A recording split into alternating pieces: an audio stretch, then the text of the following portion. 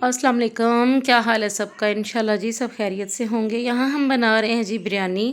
हम बनाएंगे मटका बिरयानी, बहुत ट्रेंड में है। अच्छा, यहाँ हमने 2 बड़े प्याज लिए हैं, उनको कटिंग करके हमने गरम ऑयल में ब्राउन कर लिया। साथ हमने टमाटर की प्योरी डाल दी है, टमाटर हमने ग्राइंड किए हैं। यहाँ हमने मटन लिया है, मटन को हमने धो के तो इस प्याज़ों की जो हमने बैटर बनाया है इसमें डाल देना है। दही 1 कप हमने ऐड करना है, ठीक है जी। और तमाम मसाला बिरयानी का पैकेट मसाला जो होता है वो हमने यहाँ यूज़ किया है, हम वो डालेंगे। ऊपर से हरी मिर्चें हम डाल देंगे और साथ ही थोड़ा गरम मसाला हम मज़ीद इसमें ऐड करके इसको अच्छी तरह से घी में या ऑयल में फ्राई करेंगे।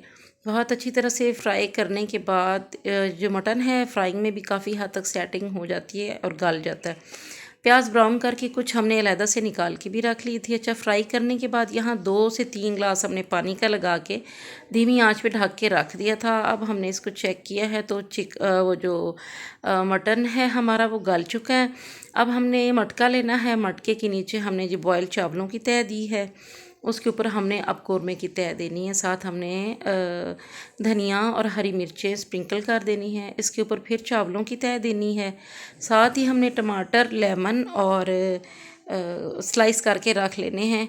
ऊपर हरी मिर्चों की और धनिए की और लेमन और टमाटर की स्लाइसिस की तह देनी है। फिर हमने चावल की तह दे के और ज़र्दा कलर डाल देना है, टमाटर स्लाइस और लेमन ऊपर डाल देने हैं दोबारा डेकोरेशन के लिए।